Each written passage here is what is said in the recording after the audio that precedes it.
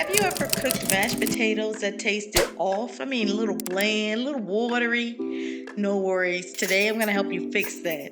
So you're going to grab your 4 large red potatoes, wash them, and we're going to peel them, cube them, so they'll cook evenly. Cover and boil the potatoes in chicken bouillon and herbs. Don't just boil your potatoes in plain water. We want flavor. Take a screenshot of this ingredient list now. Roasting garlic is so easy, guys. Take a bowl of garlic and cut off the end, and that's it. No need to peel your garlic. Drizzle 2 tablespoons of oil directly on top, and then we're going to tightly wrap our garlic in foil, just like this. I'm going to pop it into the oven. Make sure your oven is preheated, 400 degrees. We're going to cook the garlic for 30 minutes.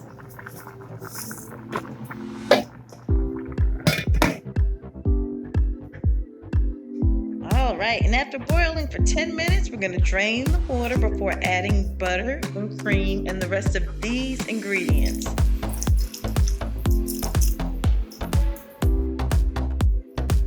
Now to whip my taters, oh my gosh. Now to whip my potatoes until creamy, I'm going to bring in the big guns, my mixer.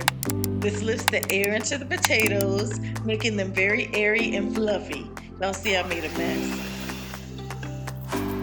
Squeeze in the roasted garlic and the oil. Yes, pour in all of that delicious garlic oil. That's why we made it. Pour it in there. Taste the garlic mashed potatoes to see if you need to add more salt or more pepper before serving.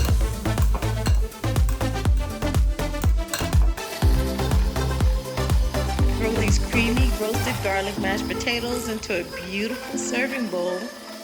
And just like that, bam, you did it.